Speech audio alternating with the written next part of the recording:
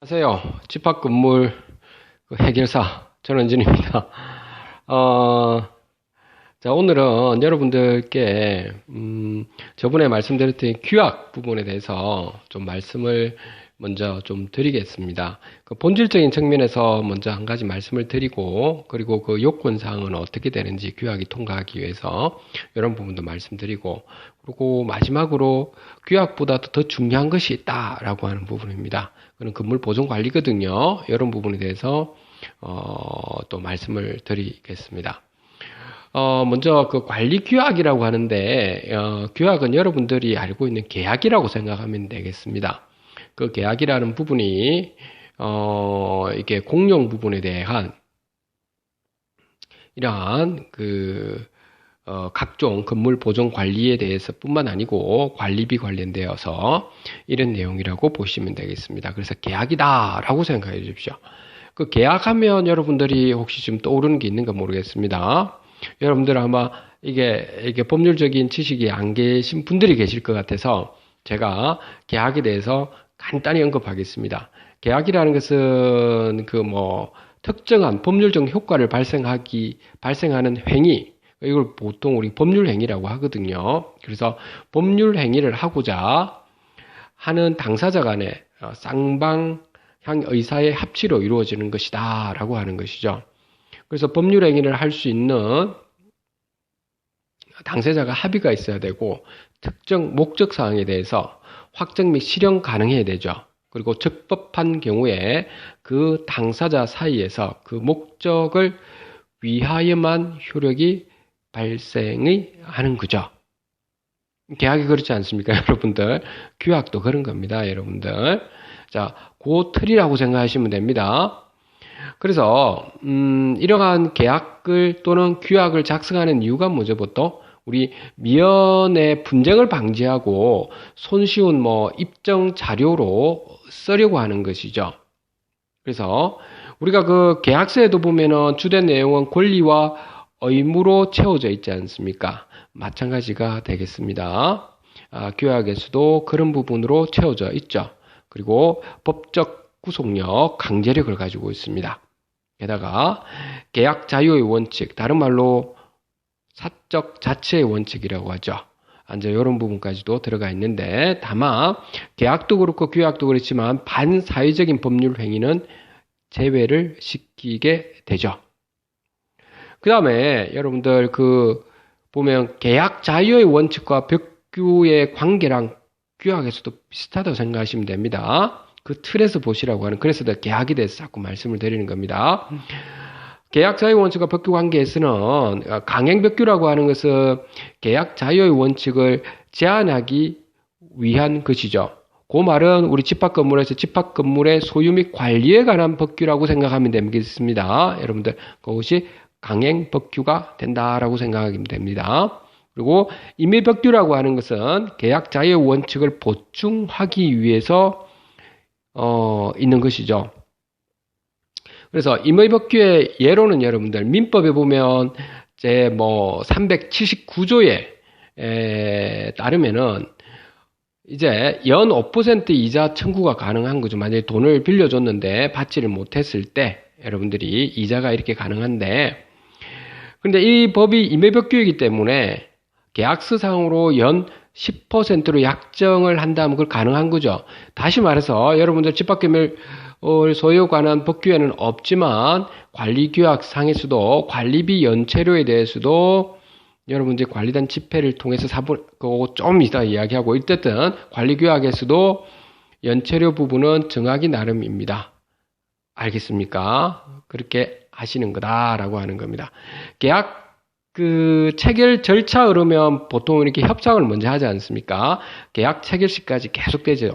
그 다음에 비구속적인 문서 작성하고 교환을 하지 않습니까? 양해각서라든지 의향서정이죠. 그리고 계약서 초안을 만들어서 작성하고 검토한 다음에 계약을 체결하죠. 서명 날인하는 것처럼 우리도 그런 흐름처럼 있죠. 우리가 집합건물에 대한 관리규약은 서울이나 부산이든 다른 경기도든 표준 관리규약이 있습니다. 표준관리규약을 여러분들이 참고를 하셔가지고 그 표준관리규약에 유심히 보면 여러분 전반적인 그 틀이 나와 있거든요. 거기에서 필요한 부분을 좀 더 넣어야 될 거는 넣고 빼야 될 거는 빼고 이렇게 하시면 되는 겁니다. 계약서에서 보면 기재 형식이 제목이 먼저 들어가고 체결의 경위, 목적, 취지, 다시 말해 전문이라고 하죠. 그 다음 용어의 정의가 나오고 권리 규정이 나오고 관리 규정 나오고 말미에 문헌을 넣고 체결 일자하고 당사자의 서명과 날인을 하지 않습니까? 참고적으로 권리 규정이라는 것은 특정 거래 목적을 달성하기 위한 각 당사자의 특유한 권리 의무에 관한 규정으로 되어져 있습니다. 관리 규정이라는 것은 계약 자체의 효력과 처리 또는 관리 방법에 관한 규정이거든요. 자, 요런 식의 계약서를 작성해야 되거든요. 마찬가지죠. 우리 관리규약에 보면 그 부분에 총칙이 나오고 집합 건물의 사용 수익 그리고 집합 건물의 관리단 집회, 관리인 및 관리단 임원, 그리고 관리위원회, 선거관리위원회, 회계, 의무 위반자에 대한 조치, 관할, 부칙 이런 식으로 지금 총체적으로 되어져 있을 겁니다. 자, 그래서 관리규약이라고 하는 부분이 그만큼 계약이기 때문에 중요하다는 겁니다. 여기 있는 상가나 오피스 주상 복합에 그래서 집합건물 소유에 관한 법률이라고 하는 강행 규정에 따라서 여러분 4분의 3 이상의 구분 소유자의 동의도 받아야 될 뿐더러 게다가 의결권의 동의도 동반해서 받아야 된다라고 하는 겁니다. 의결권이라고 하는 것은 존용 면적에서도 4분의 3 이상이 되어야 된다라고 하는 겁니다. 그만큼 관리규약은 굉장히 중요한 부분이고 소유자들 간의 법적 다툼을 없애기 위해서 굉장히 신중하게 만들어 놨는 겁니다. 그래서 4분의 3 이상이 통과되어야 된다라고 하는 겁니다. 자, 여기까지 여러분들이 이제 다 이해가 될 거라고 봅니다. 그렇다면 이제 여러분들한테 말씀드리고 싶은 부분은 관리규약이 굉장히 중요하다는 부분이죠. 관리규약이. 그래서 중요한데 그러면 어떤 식으로 만들어야 됩니까 하는 것은 표준관리규약에 따라주면 되고 상식 수준에서 여러분들이 보면 되겠습니다.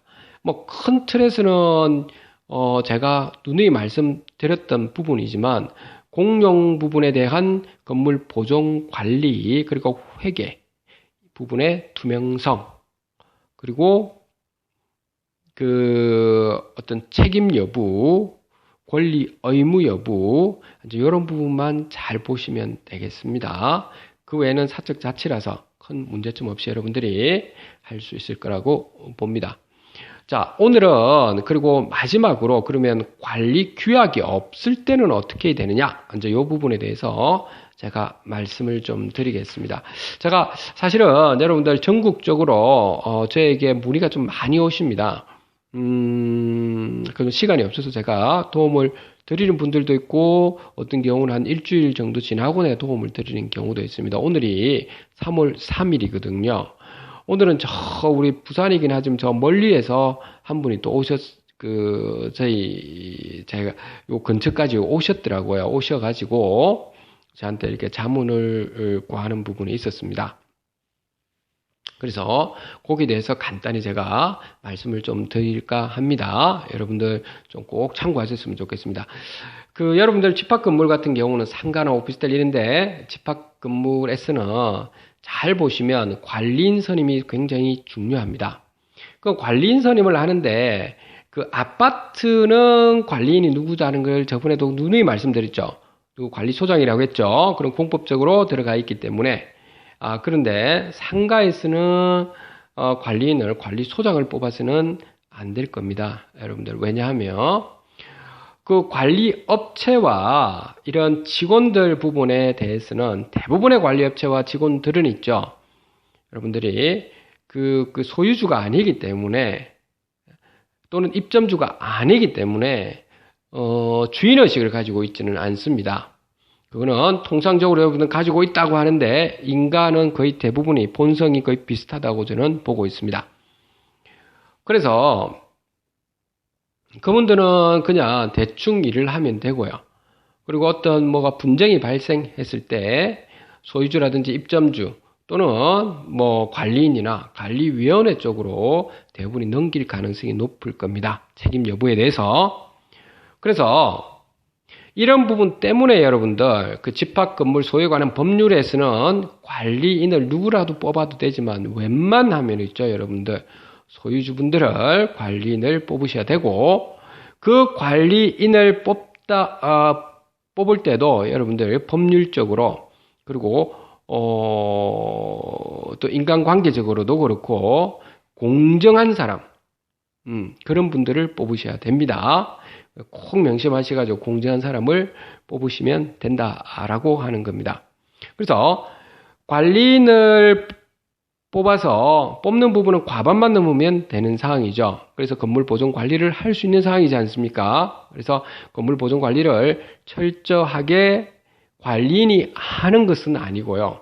통제, 감시, 지시를 하는 거거든요. 그래서 관리인이 되신 분들은 웬만하면 소유주가 관리인이 되시는 것이 좋을 거라고 본다라고 하는 겁니다. 그리고 그런 부분에 대해서 이제 감시 지시를 하고 나면 거기에 대한 이제 관리소장이라든지 이런 부분이 그 지시에 따라서 이렇게 할 수 있도록 하는데 그 공정하게 해야 되겠죠. 그래서 집행을 하는 사람은 관리소장이죠. 뭐 관리인이 여러분들 뭐 봉사직이기 때문에 일종의 어떻게 보면 관리소장이 될 수는 없는 거죠. 그죠? 근데 이런 경우는 될 수 있다고 생각하면 소유주이면서 관리인인데 관리소장이다. 이런 경우도 오케이입니다. 상관없습니다. 삭스 자체라서 여러분들이 전혀 문제가 없어. 오히려 더 잘하는 경우가 더 많습니다. 여러분들.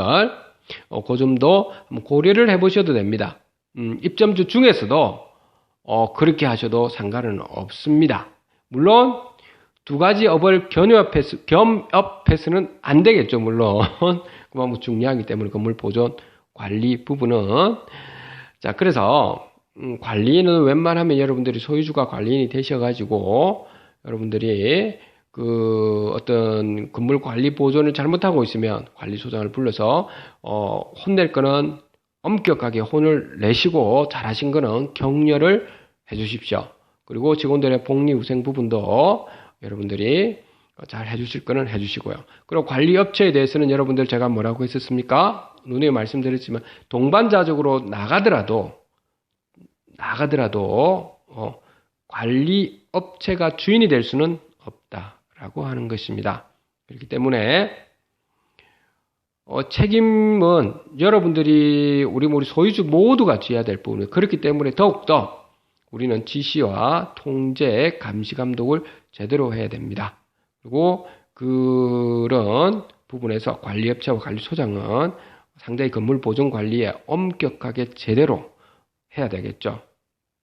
그렇게 해야 되겠죠. 그래서 그런 부분만 관리인이 제대로 한다면 입점주와 소유주끼리 뭐 회장이니 뭐 이런 분들 관리인이 일종으로 회장이지 않습니까? 그런 분들 회장이니 관리위원회에 계신 분들끼리 싸울 필요가 없는 겁니다. 왜냐하면 건물 보존 관리는 누가 하는 겁니까? 관리업체에 있는 직원 또는 자체 관리를 하더라도 직원들이 관리하는 것이고 그 다시 말해서 소장이 관리하는 것이기 때문에 소장의 역할이 그만큼 중요하다라고 하는 부분입니다. 제대로 안 했을 때는 소장을 징계를 해서 교체를 하는 방향으로 들어가도록 해주십시오. 그런 과정을 거치는 것입니다. 그래서 그 재산권에 대한 그 현재 가치와 미래 가치는 우리 소유주분들이 철저하게 지키고 나아가야 되지 관리업체나 관리소장이나 이런 분들이 관리인이 돼가지고 오히려 큰 문제를 발생시키는 경우가 허다하기 때문에 그렇게 되지 않도록 여러분들이 염두를 좀 해주셨으면 좋겠습니다. 아시겠죠? 왜냐하면 그 건물 보존 관리나 이런 분들 직원들이 하는 것이기 때문에 직원들이 그런 부분을 못하게 돼 본인이 책임을 지셔야 될 거를 그런 분들이 직원들 중에서는 보통은 관리위원회나 아니면은 관리인이나 또는 입점주분들한테, 소유주한테 책임을 떠넘기는 식으로 누가 지시를 해서 이렇게 했다라는 식으로 또 넘기는 편이기 때문에, 그러면 결국에는 관리업체들은, 직원들은 좋은 거죠. 왜냐하면 자기들끼리 싸우니까. 그래가 막 회장이라는 사람들이 대부분의 주상복합 같은 경우에, 또는 상가 같은 경우 회장이는 자나 이런 사람들이 결국에 문제가 생기는 게, 횡령 배임이 생기고 이런 이유가 관리 업체 또는 관리소장이 제대로 못해서 그런 것이죠. 그러니까 그런 부분의 본질을 여러분들 정확하게 깨뚫고 들어가는 것이 좋을 것 같습니다. 자, 오늘은 여러분들한테 요 정도 이야기를 하도록 하겠습니다. 좀 딱딱하죠? 그전에는 그러지 않았는데 좀 이해를 해 주십시오. 이제부터 이런 식으로 방향을 좀 아주 타이트하게 좀 들어갈까 합니다. 자, 3월 3일, 내일 3월 4일 월요일입니다. 그 3월 달부터 이제 봄맞이를 맞이해서 건강하고, 그리고 봄 내음새가 물씬 풍기면서 여러분들 가정과 여러분들이 있는 상가와 여러분의 주상복합 단지가 번성을 하시길 기원을 드리겠습니다. 감사합니다.